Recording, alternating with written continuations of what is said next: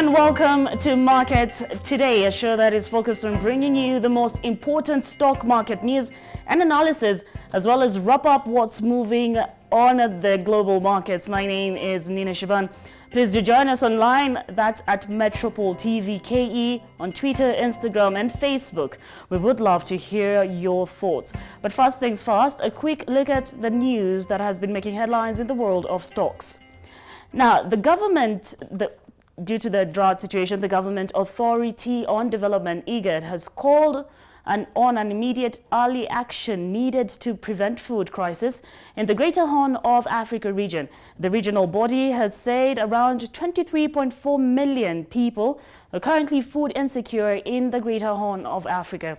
This includes 10.7 million people across Somali, Kenya, Ethiopia, and Karamoja region of Uganda. The announcement comes a day after the Kenya Meteorological Department stated that there would be rains between now and May. The failure of the March to May long rains has signaled trouble for the Horn of Africa region. According to the Intergovernmental Authority on Development, IGAD, 23.4 million people, including 10.7 million people across Somali, Kenya, Ethiopia, and Karamoja region of Uganda are facing starvation. Farmers have prepared their grounds. They have used money to prepare the grounds. They have used money to buy fertilizer and the seeds, and they put in labor, and that money is not being able to be recouped now. Therefore, there is a loss in terms of money in their pockets, and this affects the rural economy very seriously. And it's the same for the pastoralist farmers also, because of the fact that they can probably not sell their livestock right now at this time, and therefore this affects the rural economy. Further, over 4 million children are projected to require support for acute malnutrition across the region. IGAD now warns that there is a high risk of a worsening situation due to the forecasted failure of rains. Depending on where you are, it will affect different livelihood mechanisms. In some places it will be water stress, in some places it will be a sudden outbreak of diseases, both for livestock and animals. In some places it would be falling prices, therefore the economy will be hit. So it really depends on where we are, and particularly what country and the extent of effect. The risk of conflict along Kenya's northwestern border with Uganda is also rising as pastoral communities living along that border migrate to search for pasture and water. We are focusing on ongoing programs at cross-border areas, and we are ensuring that some of the monies in there right now and programs going on are as much as possible realigned to the immediate needs at the cross-border places. And when I talk about cross-border, I'm talking about places that are 2 or 3 countries, not a specific country. Satellite images show that due to abnormally warm sea surface temperatures over the southwest of the Indian Ocean, rainfall is unlikely to move past Mozambique and Tanzania into Kenya. As such, below average rainfall will be experienced in the country, particularly in eastern Kenya. As the weatherman has correctly predicted, Kenyan rains are still stark in Tanzania, and this could lead to a possible drought and famine situation. As such, experts are advising the government to immediately roll out mitigation and contingency plans so as to minimize the damage in the long run. As research has shown in the Horn of Africa, every dollar invested in early stage of humanitarian crisis saves up to $9 of humanitarian assistance in the long run. For Metropol TV in Nairobi CBD, I'm Nderi Oganga. All right, my colleague Nderi Oganga right there. Thank you very much for that report. We'll be having an in-depth conversation and how that particular report affects the markets. That's later on in the show. Now, moving on, shareholders of Commercial Bank of Africa have finally given the nod for the bank's merger with NIC Group. The move will now see the two banks move towards creating a single entity that will be Kenya's third biggest bank by assets.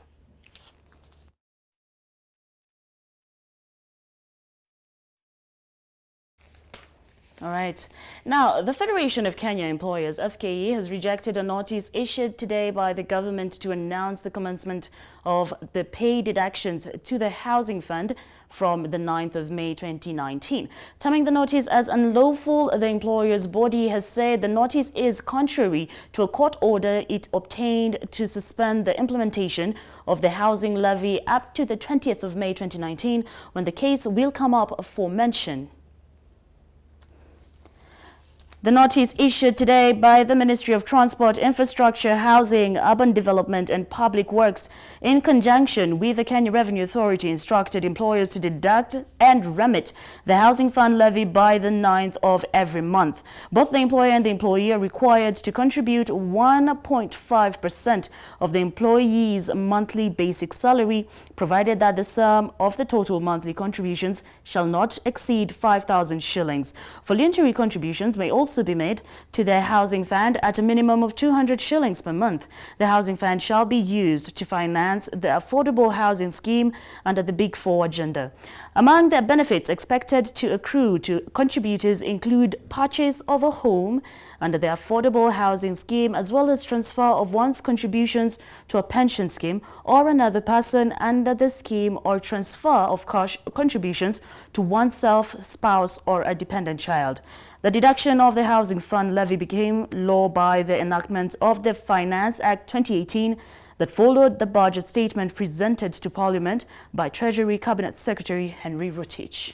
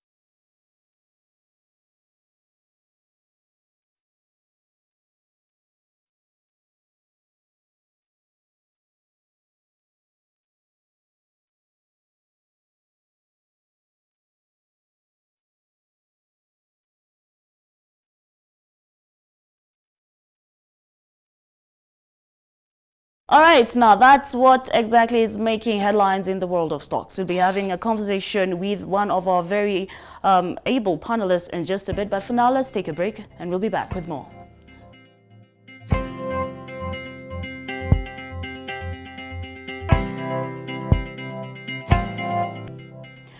Welcome back. You're still watching Markets Today right here on Metropol TV.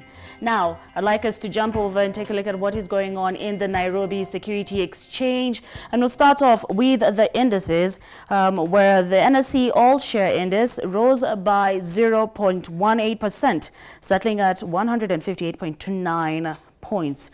And the Nairobi Security NSE 20 share... The NSE 20 share index dropped by 0.35%, settling at 2,918.81 points. And finally, the NSE 25 share index also saw a drop of 0.14% and settling at 3,967.45 points.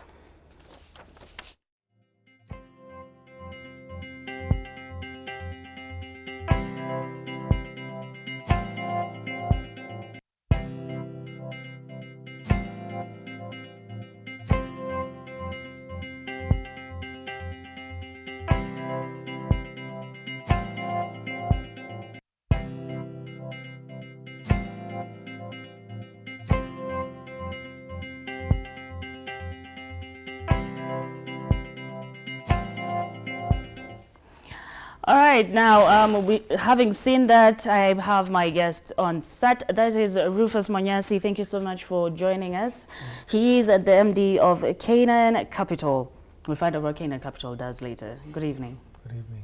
All right, Rufus, I want us to take a look at the gainers and the losers, but before we do that, seeing a drop in the 20 and the 25 indices and a rise in the all-share index, it's a bit contradicting to someone who does not understand the stock market. So kindly just give us in context what exactly this is.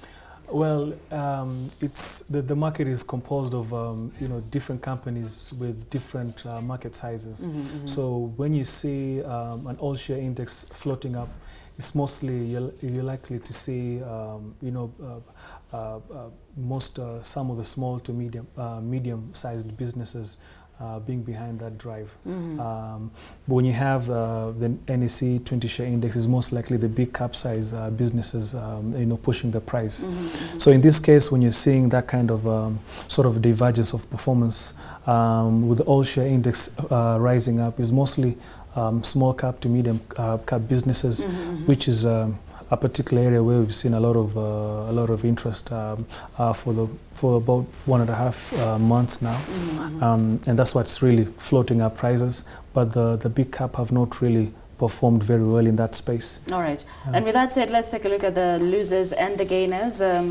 Unfortunately, we are not able to share it with our viewers on screen, but let me just quickly go through it. Right. I'll start off with the gainers, and this is Samir Africa Limited that has seen a pump up by 8%. Longhorn Kenya Limited has seen another pump up by 6.78%. Home Africa Limited a rise by 5.77%. Stanbic Holdings by 5.47%, and Uchumi Supermarket at 5%. Now, before we go to the losers, I'd like to ask about Uchumi Supermarket. This is a company that most people think it's gone, it's dead, it doesn't have much going on, but here it is in the NSA, and it's actually still, people are betting, and not betting is the wrong one, people are actually gambling with it, and they have time to play around with it. What exactly does that mean?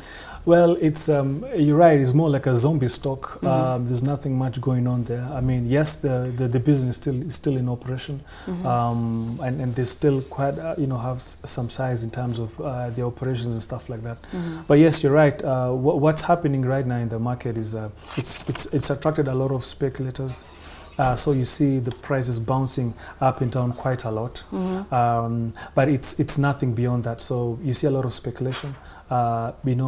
People betting. Actually, that's the right word to use, because there's no much of a fundamental story to talk about. So you're likely to see the price jumping up 10% today, going down 8% next. So that's the performance that has been since when the big announcement was made.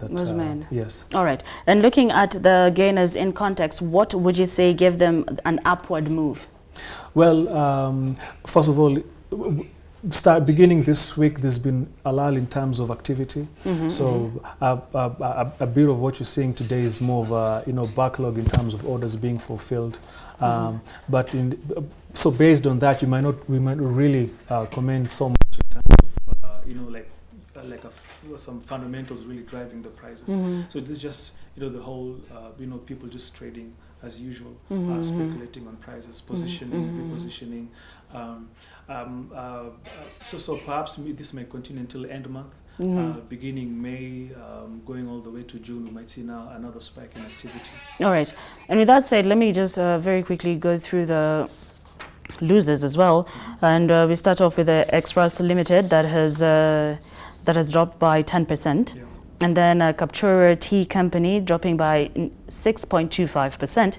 The National Bank of Kenya has dropped by 3.94%, and the Standard Group Limited has dropped by 3.66%. Flame Tree Group Holdings has dropped by 2.76%.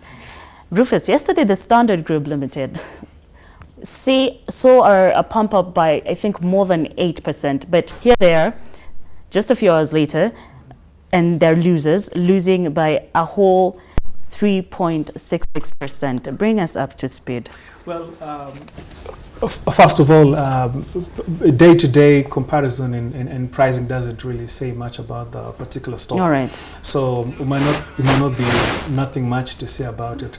But just looking at it from a bird's eye view, looking at the whole sector in media, it's not really.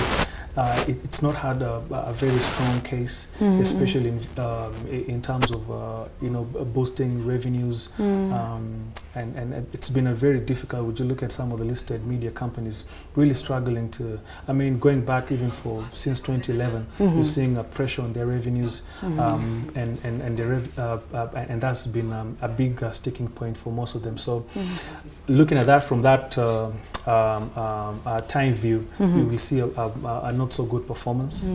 So perhaps maybe that's what's really trickling in today's or yesterday's performance. Is there a situation here to stay? Well, Of course, things might change, but that will take quite a while. But because that will involve a shift in strategy, a shift in terms of look. A bigger case has been made that a lot of the media companies really rely on government, advertising and such like. And we know about 3 years ago, government decided to go a different direction. So that kind of, the industry took a hit for that. The other one is really a shift for most corporates. Deciding to go the social media way. Yeah. And now you're seeing almost as much as 90% of the advertising being controlled by very few organizations. Namely Facebook, Google, controlling as much as 50% of the advertising market. So now coming back locally, you see that also just filtering into their performance. So again, maybe that will take a tweak in structure, but I think the industry is here to stay if we just see a bit of refocusing in some of the areas they get their daily revenue from. Okay. Now, before I let you go, I have just one last question for you. What criteria can one follow when it comes to trying to be an investor and following up with the stock market, since you are an expert in that sector? Right. 2 pillars, I'll say, which are very important. Anytime you think about investing, particularly in capital markets, always diversify. So you don't, bet on 1 name or 2 names. Have as much as 7 to 8 names. That will give you some nice. If you don't have an amount to give you that spread, perhaps think about doing a unit trust. They'll give you that diversification. The other pillar is give it time. If you do want to see returns in this market, you'll have to give it, at least sit out for about 3 years plus. All right. Well, thank you very much for giving us an insight and expounding on the stock market. That was Rufus Mwanyasi. Allow me to say goodbye to him as you take a look at the currency and the daily commodities.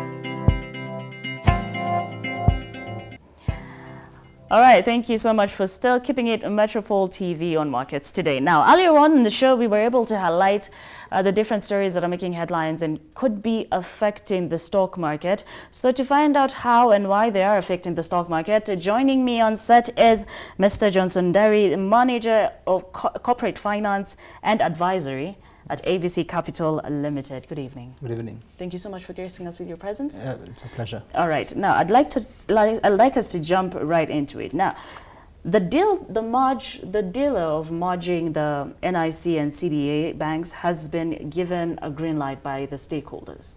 Yeah. So, do you think there's still a need for the share prices to tick up, given that the surge that was witnessed after the material was actually announced? So there might be a small uptick, if only because perhaps the market had left room for I mean, you know, some of these things have to actually materialize before that actually happens. So a lot of the information was already captured in the share prices, but you might find that there was still that risk element that the market had priced in, and the merger might go through. So once that has been eliminated, now the price can actually rally to its full potential. All right. Now, there was already a surge. Yes. And just in layman's terms, maybe you can explain to us why do probably investors get excited when such a situation happens, when you see two companies are merging and all of a sudden there's a surge before they merge, and now you're speculating that it's going to even have a bigger surge after they merge? Not necessarily bigger, just likely actually much smaller than the initial surge, but only because you know, for every transaction there's almost always the element that it may not go through completely. So there's always that risk element that has been priced in the price, and once the transaction is confirmed, then that risk element can be wiped out, and that's why you can get a small rise in prices even after the full merger. Now, as to why exactly such a rally would happen, first and foremost, taking into when you look at specifically NIC Capital, rather NIC Bank. Sorry, it's allowed. I'll tell them about it. You know, we're in the capital business. Yeah. Anyway, so NIC Bank, the company was already trading at a significant discount on its net asset value, and the market had its reasons for pricing the stock that way. I thought it was too huge a discount, but even generally speaking, if you look at the banking sector right now, stocks are generally just trading slightly above or slightly below the net asset value. Having said that, the merger may have alleviated some of the concerns that investors had with NIC Bank, and as a result, you know, you're creating the third largest bank by assets. By assets, yes. And that's quite something. That allows them to do things that they probably wouldn't have been able to do as individuals, standalone assets. So as a result, then that benefit, and of course, CBA comes with Mshwari. So that was a good asset that CBA comes with, and therefore so both of them come with their strengths and weaknesses, but they form a stronger entity thereafter. And so what would you advise an interested investor? The market, generally speaking, and of course in NIC Bank in particular, seems to be discounted if you look at it historically, and we think we know why. So this scenario will reverse, and people will make a lot of money. People will make a lot of money. Yes, I would advise them to. It won't be tomorrow. Well, you have to be patient. You need to be patient. Yes. Okay. Now, away from NIC Bank, I'd like us to take a look at Martha's drought. Yesterday, the CBK governor indicated that if the dry spell continues, it would shave 1% of the 2019 growth momentum. What exactly does this mean for the economy before we even look at what it means in the markets? the economy, if you look at the constitution of the economy, about 25% of our output arises from agriculture. Yes. And fisheries. So factor out the fisheries, be it in the wildlife and whatnot, and you're left with agriculture. It's still a huge percentage of our general output every year on year. So in a scenario where we have an economy-wide, or if you permit me to call it a natural disaster of this nature, which will impact north of 20% of our economy, then you can imagine what that means in terms of GDP production for the year. Yes. So that's what we're looking at. Yeah. All right. And how do you presume the market will price in this risk, given the bullish force that the focus that have dominated the first quarter of 2019? How will this drought end up affecting the whole market? The market. So the market works a little bit different than the economy. Yes. So if we're looking at first order effects, we'll be looking at performance of companies that are of exposure in the sectors that will be directly affected. So you're looking at maybe tea, coffee, agricultural stocks, but not all of them, because some companies are actually in drought-resistant crops, or crops that wouldn't be necessarily very, very affected by this phenomenon. So as a result, on the market, and also if you look at the constitution of the market, it's the exposure to agriculture is not as big as general economy. It doesn't necessarily mirror the economy one for one. Yeah. And as a result, the market is likely to, from just analyzing the first order effects, not be that much affected. When you come to the second order effects, however, now companies that have exposure to companies that are in that business, companies that rely on suppliers one way or another, or in one way or another dependent, maybe as producers or consumers of members of those affected industries, then now you begin to see the true picture, and that effect might be a little bit bigger than the first order effects of naturally. But will they be one for one with the economy? Hard to say. Okay. Hard to say, because what the economy will feel the pinch more. Probably. Yes. And the market tends to adapt. So we might because of the adaptation capacity of companies and the market, and even the market itself, it may not be too as dire as we have in the real economy. And that's very interesting, because the economy and the markets, they don't go hand in hand, you'd think. They don't lose. Actually, if you look at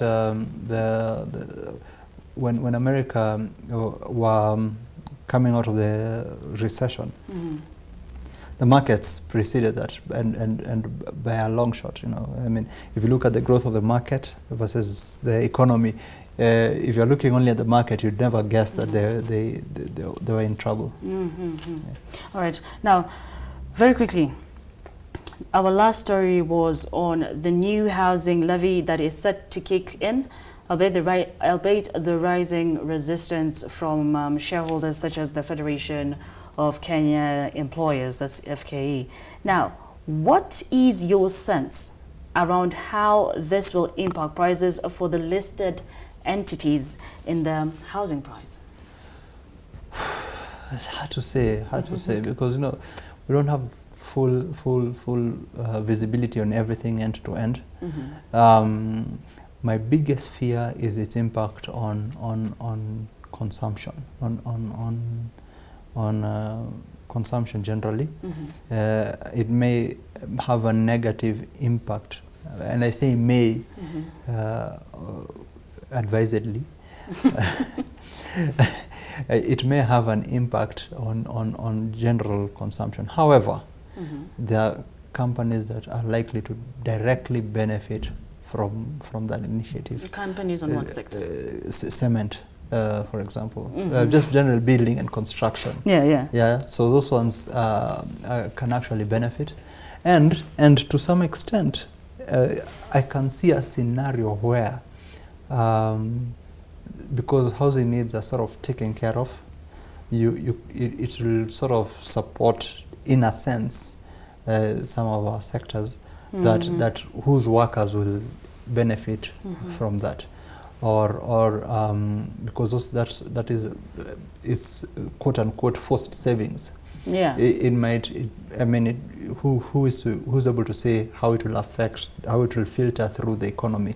Because one of the areas that Kenya is struggling with right now is in the area of savings. Yes. It's lower than it ought to be. However, is this the way we're supposed to save? I'm not so quite sure, because there are people who need to eat, and this might actually affect their spending power. Yeah. So there are all these dynamics that will sort of. And then there's also the fear of corruption. Yeah, of course. There you go. Now, okay, but regardless, thus far we've seen the listed entities such as Housing Finance slashing prices so as to woo buyers. Now, from where you sit, do you feel like the affordable housing program will actually or significantly impact numbers of the already listed companies, Home Africa and Housing Finance? Home Africa, I don't think so, because Home Africa are not in the affordable housing sector. Yeah, so that I don't think they're in competition for demand for their houses, final demand. However, investment demand might be some competition, because then now you've got a choice. You can choose to go for buy affordable housing, and this is interesting. I don't know if you remember when the initial houses that were built, I think for the in Kibra? Yes. Yes. And investors snapped those up. And the reason being, the people who allocated those properties, perhaps for whatever reason, didn't believe that they were better off selling their assets and using the money for something else. Yeah. So I expect to see a bit of that as well. So that's why I'm splitting it between investment demand and final demand. So final demand, unlikely to affect Home Africa. I also think it is unlikely to affect Housing Finance. Housing Finance. But when you look at it from an investment demand perspective, they might. But that's an interesting story, because there's also a lot of investors who are looking at affordable housing as well, but at the front end, not at the demand end. Yeah. All right, and that's a story that definitely will be developing, and I'll come back right here on this set, and we'll have that conversation, and you'll expound even more for our viewers. Now, thank you so much for watching. Thank you, Johnson. Pleasure. Thank you so much. That was Johnson Nderi from Capitals, ABC Capitals. Yes. Thank you so much for watching Markets today. Thank you for keeping it Metropol TV Kenya. I'll leave you with agro commodities, but don't go anywhere. Keep it Metropol TV, because I'll be back at 7 p.m. with our business news. My name is Nina Shapan once again. Have a blessed evening.